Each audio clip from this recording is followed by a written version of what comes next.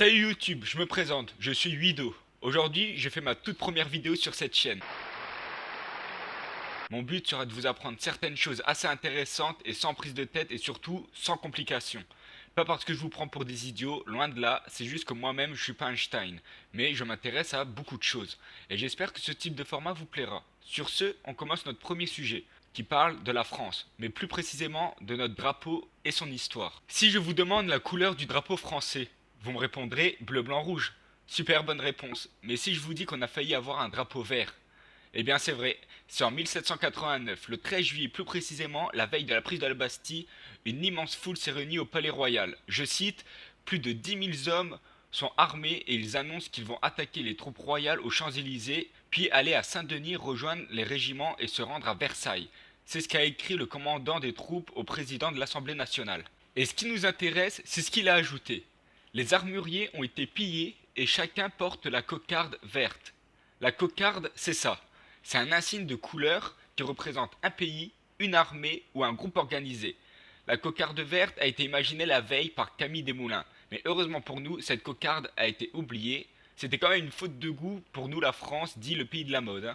Bon, après le vert, on a eu le rose. Mais cette proposition a eu lieu juste après l'abandon de la couleur verte. Mais celle-ci aussi sera vite oubliée, et heureusement. Après, niveau couleur, on recommence à retrouver nos repères. C'était tout simplement des cocardes bleues et rouges portées par la milice parisienne, souvent armée, pour les différencier des autres citoyens. Mais 4 jours plus tard, le 17 juillet, Louis XVI s'est rendu à l'hôtel de ville, escorté par 100 000 hommes, on ne sait jamais, pour se faire remettre la cocarde bleue et rouge. Lafayette, un général de la garde nationale, a décidé de rajouter la couleur blanche, symbole de la monarchie, une idée qui a beaucoup plu à Louis XVI. Jusque-là, on n'a pas beaucoup parlé de drapeaux, vous me direz. Pourquoi? Parce que tout simplement qu'à l'époque, les drapeaux étaient différents selon les villes et les quartiers. Lafayette, lui, portait toujours son oriflamme blanc qui pour lui était l'emblème national. Bon, maintenant, avançons un peu dans le temps. C'est ce jour-là que j'ai inventé le voyage à travers le temps. Je m'en souviens comme si c'était hier. J'étais debout sur la cuvette des toilettes, j'accrochais une horloge, la faïence était mouillée, j'ai fait un vol plané et ma tête a heurté la chasse d'eau. En revenant à moi, j'ai eu une révélation, une vision. J'ai vu une image, l'image de ceci. C'est ça qui permet de voyager à travers le temps. Le convecteur temporel. À Brest, en 1790, le drapeau tricolore va naître par accident, via une révolte de Noirs, comme ils les appelaient à l'époque, qui réclamaient la liberté. Sauf que les marins avaient un esprit assez révolutionnaire et ne voulaient pas réprimer la liberté de ces hommes. On veut du pain. On veut du pain. On veut du pain. Bonjour le peuple, comment tu vas? Ça va Salut, et toi? ça va, tu vas bien, Super, ça se passe bien. Ça biche. Alors, qu'est-ce qui se passe le peuple? On a faim. Eh bien, il faut manger. Se mettant en grève jusqu'à refuser l'oriflamme blanc, qui je le rappelle était l'emblème national. À l'époque, les marins étaient très importants.